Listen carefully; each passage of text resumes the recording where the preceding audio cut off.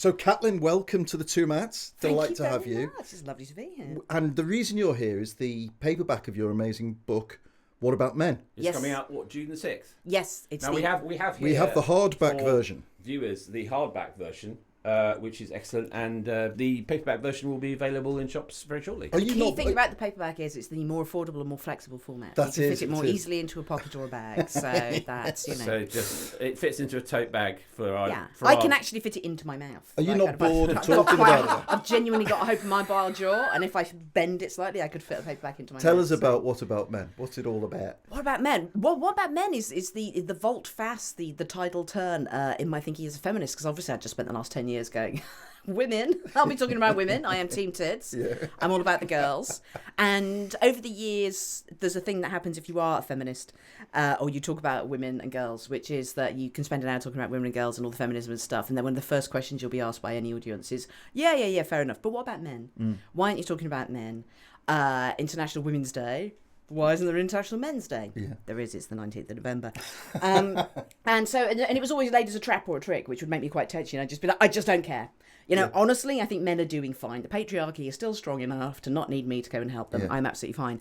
Then my daughters reached their teenage years, and I started to realise that within their generation of boys, even within progressive North London liberal circles, the conversations and attitudes that we presume were going to be permanent about feminism, young liberal men would be down on misogyny, they would be feminists. We can't take that for granted. Right. There's been a massive tidal turn. And then once I realised that this was happening with my daughter's generation, when you have that kind of filter and you start noticing things. So then you just start noticing that every time young men, particularly young, straight, white, working class men are mentioned, it's always bad news. It's always something negative. They're getting stabbed. They're falling behind in education. Their addiction levels are going up. They're struggling at school. They're more likely to be prescribed medications at school and excluded. Then you start reading deeper, and it's like men make up the majority of the prison population. They make up the majority of the homeless population. Suicide is the leading cause of death for men under the age of 50. And 1 in 3 men over the age of 40 say they've got no close friends. Yeah. So once I'd sort of seen the world through that new lens of like, oh my God, something's happening with the boys that we haven't been talking about, I was like, right, okay, I need to just spend a year digging into this and just finding out what's going on in the same way that we have done with women and girls for the last decade or so. I found it just like a fascinating and enlightening read, because I bought it when it came out, and I've got 2 boys who are now in the early 20s, and I am one of 3 boys, so as you can imagine, it's man castle around your way. I've got quite a lot of sort of data, and it's spot on in all sorts of ways, but it's interesting that there are things in it which I'd never really articulated to myself, but you did, and one of the things sort of starting at the end is, when you started as a columnist at the Times, there was, lad culture, I guess, was a thing, right? But that seems to have hardened into what you call and other people call the manosphere. Yes. Which is not a nice place. No. Now, why has that happened? Well, I mean, first of all, if you want to terrify yourself about the manosphere, if you're not aware of it as a concept, there's a book by Laura Bates called Men Who Hate Women, which is one of the most sobering reads. I don't know how she researched that book. It must have been an incredibly dark couple of years. The stats are horrific and horrifying. There are groups on Facebook that have over 200,000 members, like multiple ones, of very hardcore misogynists who are talking about things like shooting women, killing women, raping women, torturing women, hating women. So, I think it's easy to sort of tootle along and think everything's okay, but as soon as you start looking for the manosphere and being aware of it, it's operating slightly under our radar, but it's very prevalent. I mean, Andrew Tate was sort of this rising above the surface. He was the breakthrough star of being awful. Yes. He was the Robbie Williams of. Yes, very much. but I mean, he represents something that's been around a while. Yes. I mean, the one that I was blown away by was when someone said MGTOW to me. Oh, what's that? Men going their own way. Yes. Which I gather, then that has subdivisions, and it's very disturbing because, I mean, to your point, Caitlin, it's like, we're not dealing here just with common or garden misogyny. We're dealing with violence, self-violence as well, and a kind of anger that's really alarming. Well, that's the other thing. If you ever need to sort of sell it to people who are like, oh, well, men, there's a certain amount of men who've always hated women, so, this is normal. The nihilism towards all of humanity in these groups. Yeah. So there's a common thing that if like a man on one of these groups posts that he's depressed or feeling bad about himself, Others will just post emojis or pictures of nooses or razors, just kind of like, this is just kill yourself. Like, kind of like, people are stepped through how to kill themselves. And these websites are implicated because of the reporting restrictions that a lot of news organisations have put on themselves. That they make very little reference to the fact that there have been multiple shootings that have been inspired by people being on these websites and then going out and sort of killing sort of multiple people. That's horrific. In Canada, in New Zealand, like, kind of like, the last thing they've done is upload videos to these websites saying, this is what I'm going to do, kind of, I'm doing it to, for my lads, and watch me, this is what I'm going to do next. So it's not just women. It's like, it is, they hate themselves and they hate the world. It's a deeply nihilistic thing. And, to your question, like, why has this happened? When I started looking at it and looking at the timeline, to me, it seems to be that sort of around about 2010, 2011, following the late 90s and early noughties, which were kind of like a killing fields for women and feminism. We're just starting to reassess that now, how poison it was. Britney Spears, Amy Winehouse, women being pursued, upskirting, the language used around women was just horrific. Around about 2010, there was this new blooming of feminism that we see now, which started online, culminated in things like Me Too, Beyonce, kind of this global pop culture, very mainstream feminism. And so for the last 10, 15 years, if you, again, when you start noticing, you realise all we've done really is talk about women and girls, which is completely correct and right. But when a newspaper runs a feature on kind of like people to watch, it's usually going to be 50 women to watch, 50 women who were going to change the world, like kind of like books by women that you should be reading, female directors that were watching. You would never run a feature like 50 men who were going to change the world. That would just be unthinkable in this climate. And the kind of books that are being written are things like 100 kick-ass girls from history. No one will publish a book called 100 kick-ass boys from history right now. No one writes Yas King on literally this. Like, it's a very feminized, feminist culture at the moment. Yeah. And whilst, obviously at the beginning of that, I was like, well, this is great. This is a brilliant corrective to like 20,000 years of patriarchy. The reason that things like the manosphere and Andrew Tate have come about now is because for a generation, we've only been talking about women and girls. Yeah. So for people of our age, we're just like, well, this is a recent and proportionate corrective to, to all these years of sexism. But the corrective's but if you're a 15-year-old boy, yeah, this is all you've known. And the only people who are talking about men and boys are these kind of people who are in the manosphere. They're the only ones going, actually, I want to talk about men. Yeah. The corrective, though, generally speaking, has been a net positive, hasn't it? Matt and I were at Boys from the Black Stuff to Play last night. Yeah. And we're going to talk about it a little bit in the second half of the show. But one of the most dating parts of it was where, in the play, Yozza Hughes makes some crude sexist remark about a massage in a hotel. And you just sort of think, there's no way you could say that now. There's no way you would write that into a play now, if it hadn't come from the 80s. And I just thought, generally speaking, life has got a lot kind of better. But so is the manosphere a subset of males, or do you think it's like generally permeating masculinity these days? Well, first of all, what you were saying about kind of when you go back and watch a period piece and realising, I was rewatching Gregory Gaskell recently, which is generally one of the most feminist progressive things. It's about a girl footballer. And there's just a scene where one of the teachers slaps Dorothy on the arse and leaves a flowery handprint on a bum and everyone just giggles. Yeah. You forget that was, that's what I grew up with. Yeah. Right? Yeah. Benny Hill chasing schoolgirls around a tree. Yeah. Like, that was what we were brought up with. So it's definitely been a net positive. And what I argue in the book is that, so a lot of the peevishness that you see in the manosphere is that the root emotion behind that is fear. Basically, they're conservatives and they want to go back. This is a group of men, a cohort of men who are going, if we went back 50 or 100 years, we'd be top dog again. We'd be the only ones earning money. We'd be the only ones who are able to have bank accounts or own property. We'd be literally own our wives and our children. So if we went back, the sadness that we feel in the 21st century now, where our job prospects are unsure and we feel culturally sort of adrift, they would all be solved if we could go back, reverse feminism, and we had power over women again. And I understand why they've given themselves that diagnosis, but having power over a group of people never solved anyone's problems. No. If you're suffering from anxiety and depression and an inability to self-soothe and a worry and anxiety about your future, feeling power over someone doesn't make you feel better. What I think these boys actually want, and what they're jealous of and why they hate women, is they've seen what we have given ourselves in the feminist movement, which is empowerment. Yes. Women never sought to have power over anyone. What they did, though, I want to have better education opportunities. I want to have a job. I want to own my property. I want to educate myself. I want to understand understand myself. I want to be able to self-soothe myself.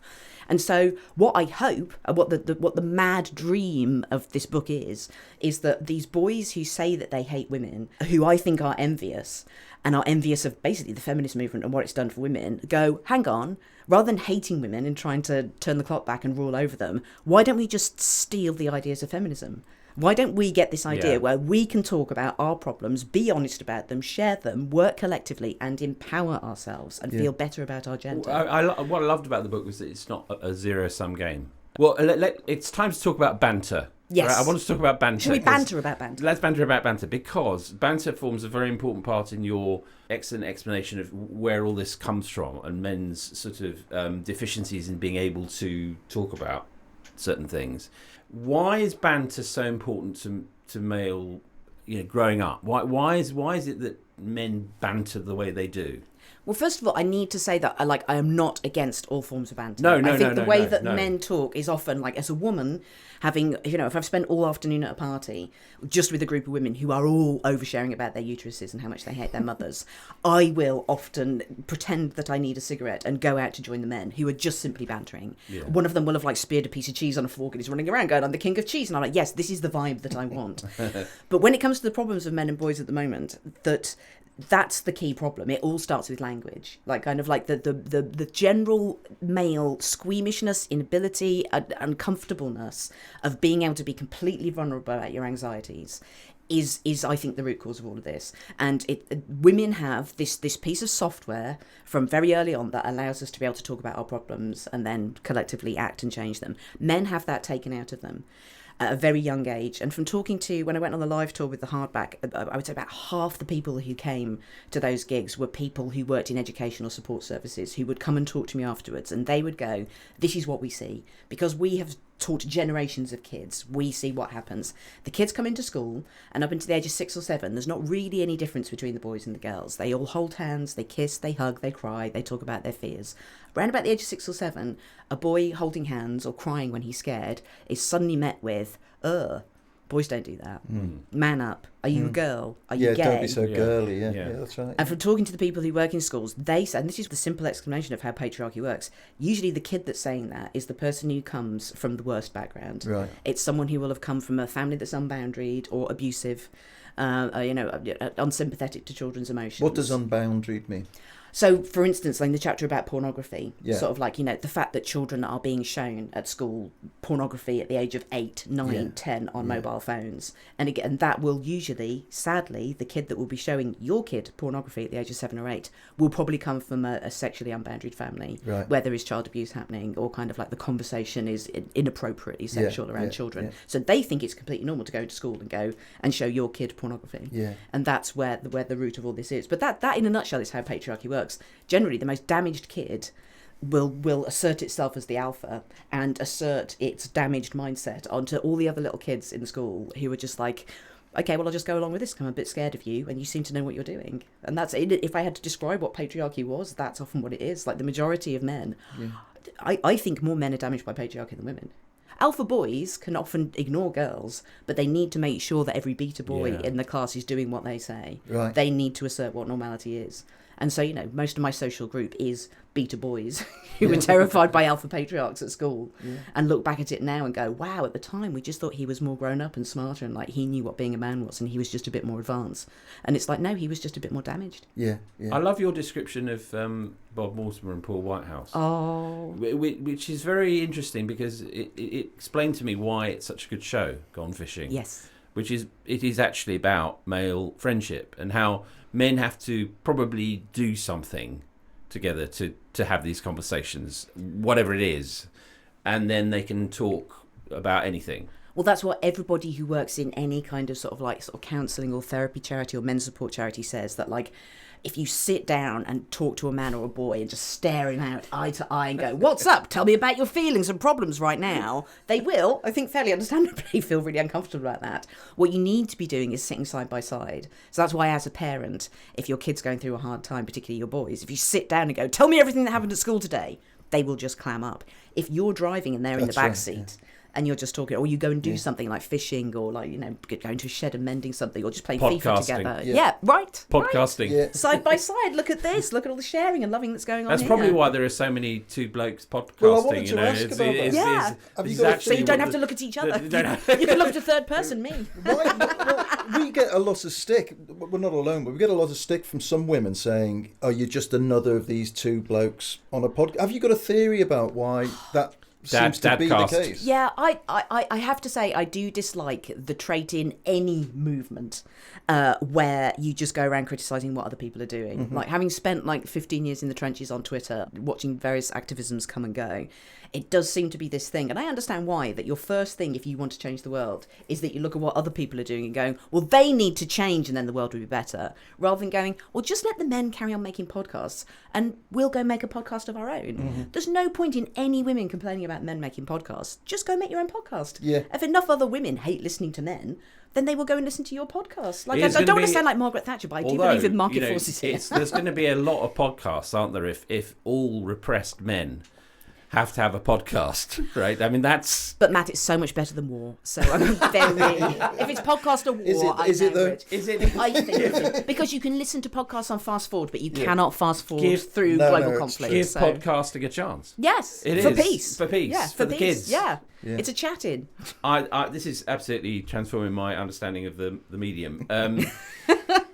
That was the sad thing about Bob Mortimer and Paul Whitehouse, like just watching Gone Fishing broadcasting. And then when you went on Twitter afterwards, what you would see time after time is men just going, I wish I had a friendship like that. Yeah. No, Like, it's I true. want to be like these guys. I have got a friend who I go fishing with, but we There only you go. see each other every 6 months. And, Well, that's one of the things in the you know. book, isn't it? About how Schedule it. infrequent. Yeah, You know. yeah. And Pete, your husband, says, I think, friend is a doing. Is it? Friendship is a verb. It's a doing word. Yeah, which is Right. really, I love that. Well, that was from conversations that I was having within my social group, because all my girls, women are good at organising social events. So I'm on 3 WhatsApp groups with 3 of my groups of best girlfriends, and I know what they had for breakfast. I know what they've had for lunch. The minute I finish here, I'll be talking to them about it. Like, we schedule meetings very regularly. Yeah. And then I compare that with the men that I know, and, you know, my husband being the case in point, and they'll just go, the amount of times my husband's gone, I'm really envious of your friendship. You girls are always going off on holidays and mini breaks together and doing stuff. And I was like, well, but you could have that too. You just have to organise it. But And why it was didn't he do it? it was a genuine light bulb moment, Yeah. I think, because no one tells you how to be a friend, do you? Yeah. Well, they do. Women are told constantly how to be friends. Like, you know, Sex and the City, like every other TV show and movie and book in the world is about girls being great friends with each other. You are taught the structure and the mechanics and the scheduling of female friendship from an incredibly early age. Yes. But there isn't those kind of stories about friendship for men. What you get to do is go on a quest together. You get to go on a heist together. You get to crack murders and mysteries together. Right. But you never sit down and just talk about how to be great friends I with had each to other. laugh at your description of the information transfer, where was it Peter comes back and says there's a new record shop in Bromley that Yes. does, right? I immediately googled, because I live quite near Bromley. Yeah. Where is it? Yeah. Where is it? That my response wasn't, oh yeah, I shouldn't talk about record shops every time I go to the pub with my friends. It was like, oh, Pete's found a new record Typical. shop. Yeah, but Well, what I need to tell you is that he made me deliberately change the location of the record shop because it's one of his secret treasures and finds. So it's and not doesn't- in Bromley? He doesn't want anyone to go to it. Yes. oh, I can deceit. I can tell you later. Where it later is. offline. But he was like, "No, I must protect must be must protect the protected." hive. No one must find the precious source of records." But I, I can love tell the you fact later. that it's classified. That's super. fantastic. The only classified thing he would ever have. Yes. There is a really serious element in all of this, which is about fear. Yes. And when you're talking about sex, you say that it is almost aphoristic. The only thing bigger than our libidos is our fear. Yes. And it seems to me that this is where we reach the kind of the gulf, because men in all of this, they're frightened of, you know, they're anxious about things and all sorts, but they're not physically in fear, are they? I'm amazed that every couple of years something will happen in popular culture where we seem to have the same conversation again, and it always seems the same amount of men are astonished when they learn how scared women are of men. Yeah. So the most recent one was that thing, did you see the bear thing on Twitter? Yeah. Which was amazing because immediately loads of men got angry about this. So for those who haven't seen it, there was a tweet that someone just went, it's a situation where you're a human and you're in a forest and you get to choose whether you're with another human or a bear. Who would you choose? And almost without exception, without exception, all the men went a human, obviously, and the majority of women went a bear.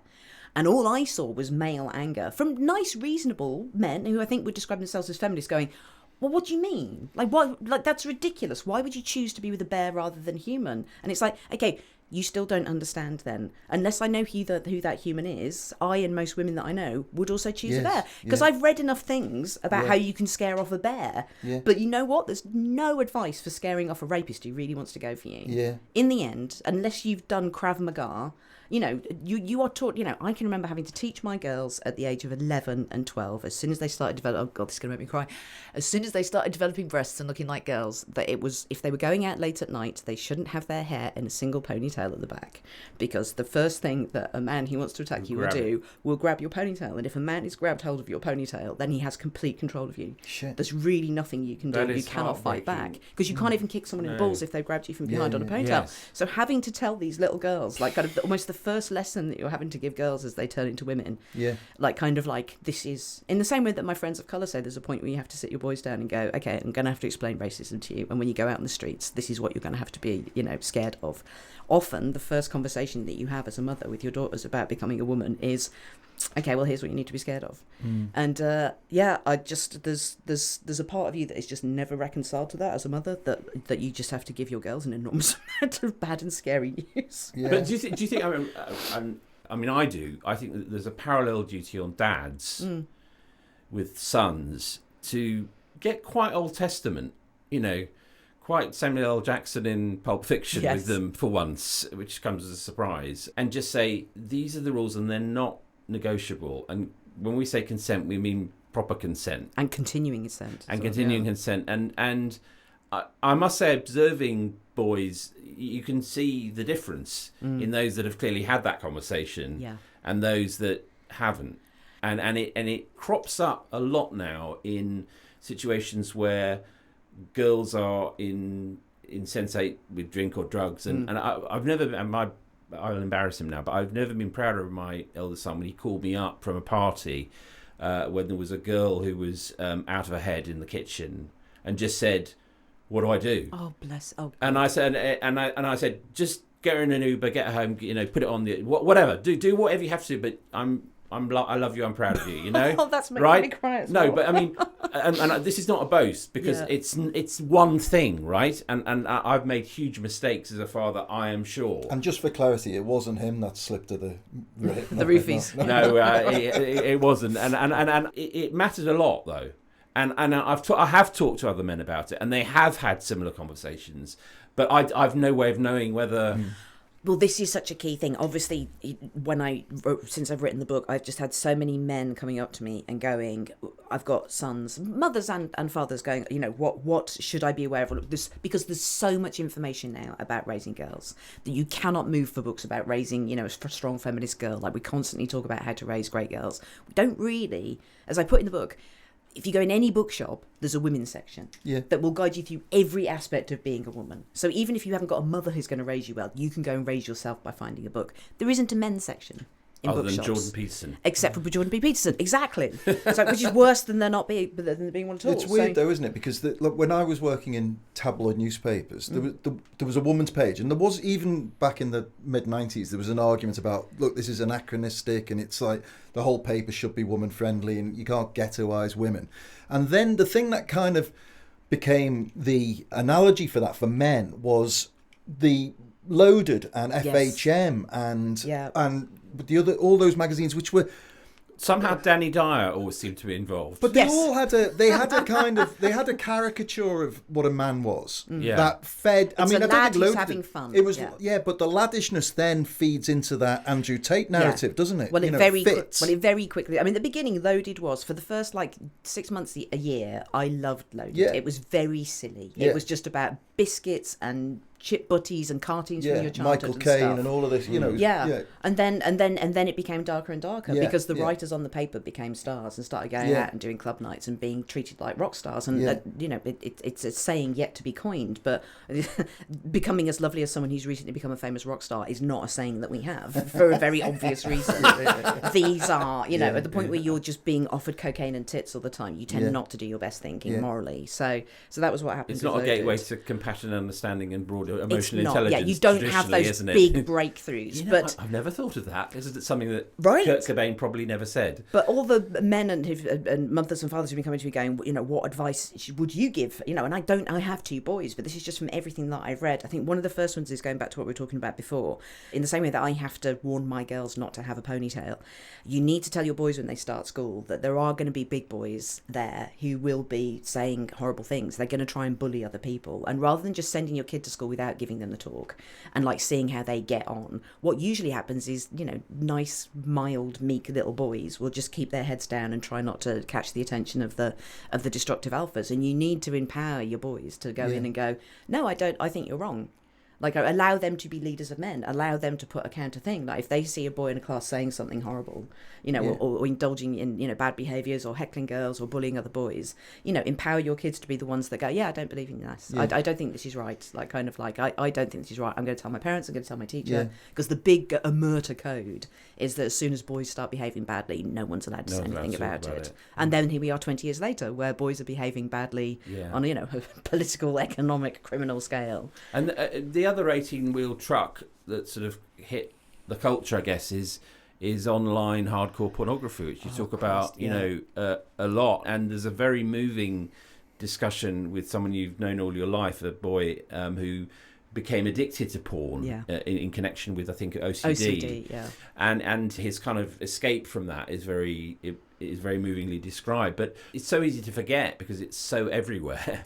That it wasn't everywhere relatively recently in life, actually. And now boys at quite a young age are being exposed to, the monstrosity. There are limitless forms of grotesquerie. Yeah. And also the point is, it's all hardcore now. There's no softcore. There's it's no butterfly all kisses. hardcore. Yeah. And the ethical porn thing has not really... No, because you have to pay for it, and no one's going to pay for a wank, are they?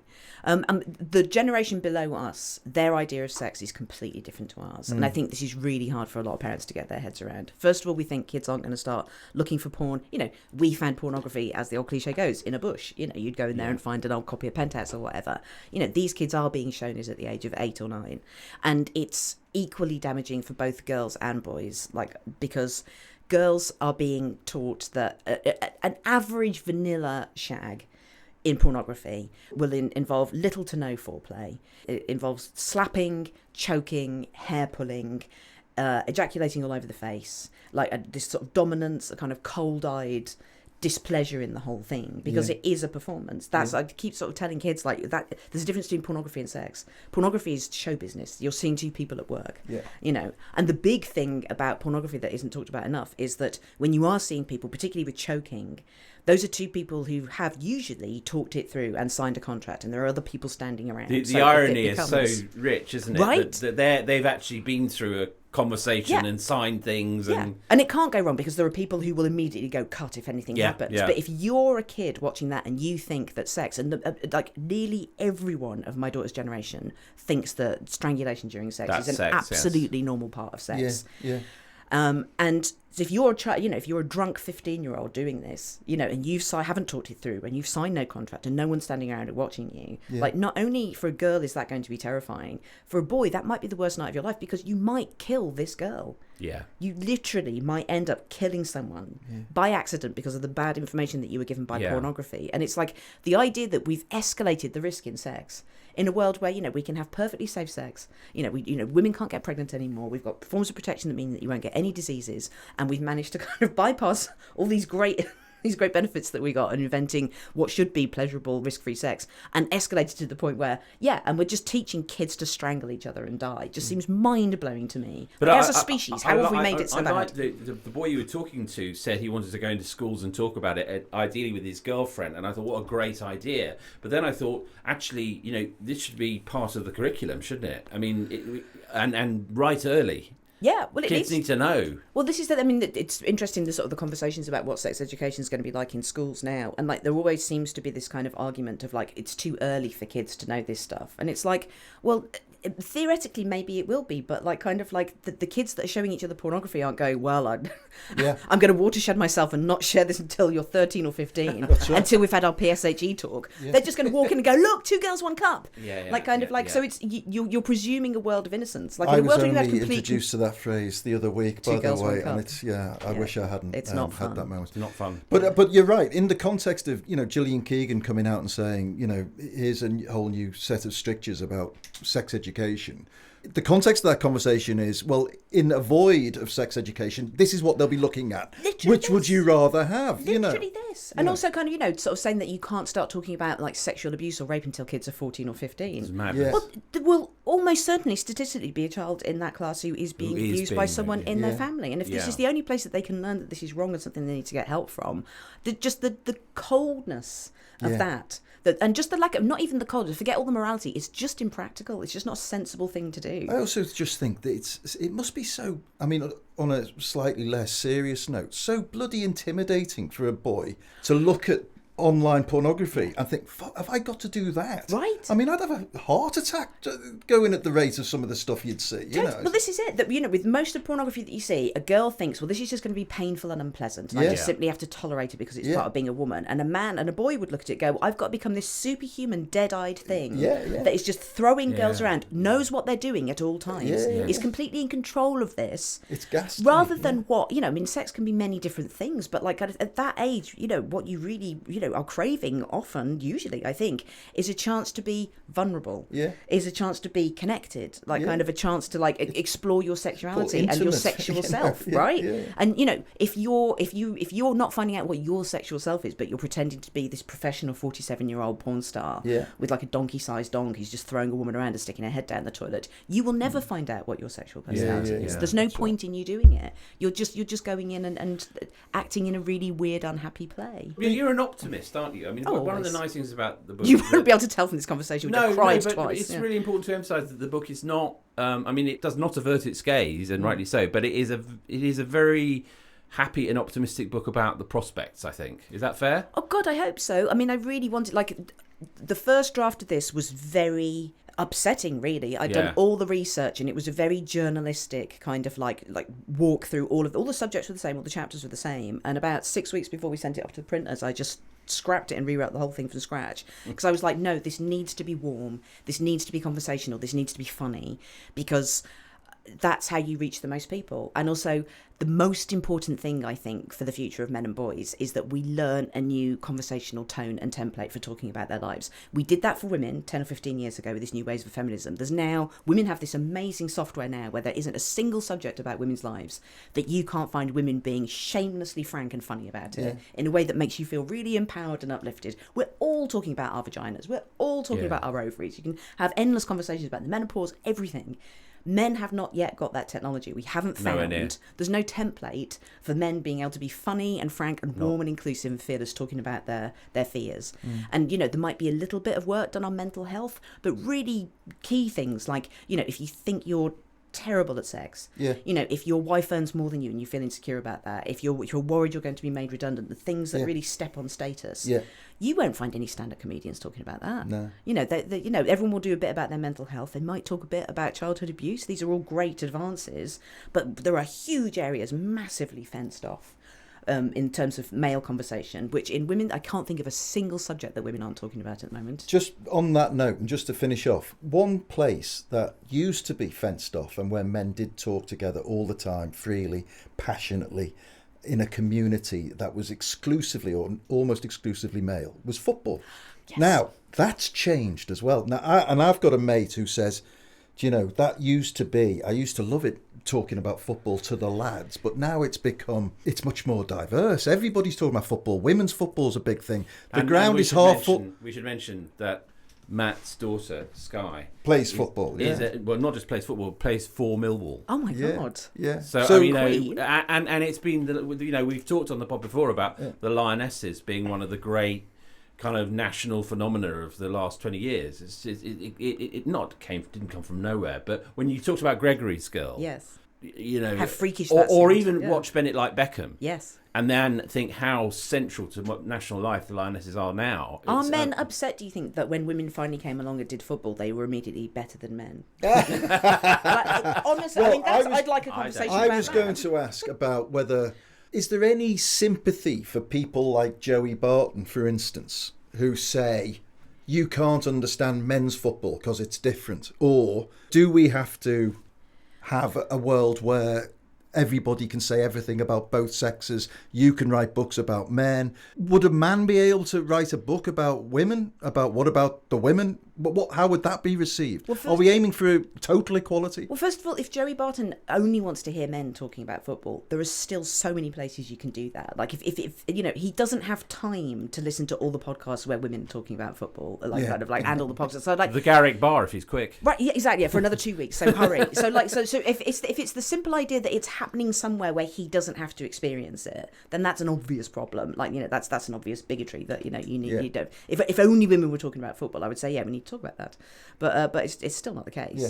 So no, I mean my ultimate dream would be that everyone can talk about everything. I think any writer or communicator is like, all you want to do is talk, and you want to hear everybody talking about the things that you.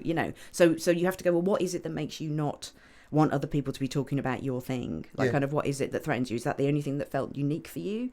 And that's, maybe you just need to have a little bit of therapy about that. You'd feel a bit better about it. But I do, one of the chapters that I didn't put in the book in the end was just after lockdown finished, and I was taking the dog for a walk, and I suddenly heard this sound, and it sounded like a kind of cross between a piece of soundtrack and a sound effect on Doctor Who. It was this kind of centuries old, deep, guttural, spiritual, emotional thing. And I was like, what the hell is that? And then I realised that Arsenal were at home for the first time. Yeah.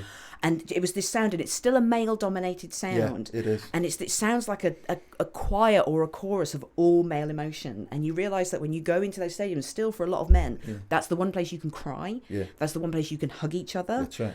That's the one place you can be completely jubilant. You can instantly connect with a stranger sat 2 seats away from you and hug them. It's amazing. I know, and I wept because that sound was the sound of men who couldn't have these emotions anywhere else. We're not there yet, though, because when my dad died, which was a while back, 2019, I had therapy with an excellent counsellor, and what she said was, you've got a massive credit card grief bill because you didn't have time to grieve for your mum 5 years before, and she was great and she helped me a lot and sorted me out. But afterwards I thought, I've got great mates, why didn't I have these conversations with them? It was a very I was grateful to her and remain grateful to her, but it did also make me think, this is a little bit fucked up. Yeah. Because actually, I shouldn't be having a transactional approach to this. I should just have called the people on my WhatsApp group and said... And there shouldn't be one time and place a week where you get to have emotions exactly, for an in a hour room and with, then shut it down again. In a room with sort of heels furniture and, generic pictures. But that's when I started interviewing men and just getting them to describe what their lives were like that was the thing that staggered me. I was really trying to get into the granularity of what men talk about, because women talk about everything to the point of it sometimes being quite tedious. Whereas when I was talking to men about their conversations, they would say things like, my best friend, I've known him for 23 years, and I just realised while I'm having this conversation with you, I don't know if he's got any siblings. Wow. Yeah. I don't know what his parents did. Yeah. So I'm sure they would have been having fabulous, informative, nerdy conversations about music and sport and things that they love, but that technology doesn't seem to be there to ask those questions. And as you say, there was one guy I was talking to who was going, my first year at university, I'd go to the pub every Friday with my friends, and I love them, and all we do is talk about sport. And all I would be thinking is, I am genuinely suicidal, and I wish I could say something to you. And those, when you look at the stats still on male suicide, which have not dropped at all, and this epidemic of male loneliness, as men sort of head into middle age, if they're not doing the doing word transactional thing of making sure they organise friendships, what tends to happen is men stop seeing their friends and they just see their wives' friends, because their wives are inviting them over for dinner parties. Their wives are going, let's go on holiday. And so the amount of men that I know in their 50s and 60s who just only socialise with their wives and girlfriends' friends because they just haven't kept their own friendship group going. Last brief question. Yeah. If you're a man in his 40s, 50s, 60s and this is resonating with him, what's the first step you would say to a better path? The quickest way to do it, I think, is probably to just do a massive amount of shrooms and just sit around. Sit around with your mates. You should have said that at the beginning. Yeah. Fucking hell. And just allow yourselves to talk. Like, if you need to draw I a love circle, you. Love you, yeah. Let it all come out. Like, you haven't got anything, like, your world can just get bigger. And I think this is the thing that a lot of men sort of like, I think feel, especially sort of men in the manosphere, men who hate women. I think they look at women's lives and they go, that looks bigger. You look like you're having more fun. You look like you get to say more stuff. You look like you're more empowered to do things. And no one gave women that power and that ability. Like, we just invented that, and we had to struggle and throw ourselves under horses. Yeah. So just come and steal it. I'm very much like, take a bang on this. Take a bang on this number. Take a bang on being a woman for a bit. Go on. We borrowed your trousers. You can borrow our empathy. It's a two-way street. Brilliant. Caitlin, thank you so much for coming in. June the 6th, folks. Go buy it. And it's called What About Men by Caitlin Moran. Thank you so much. Top book. Thank you very much.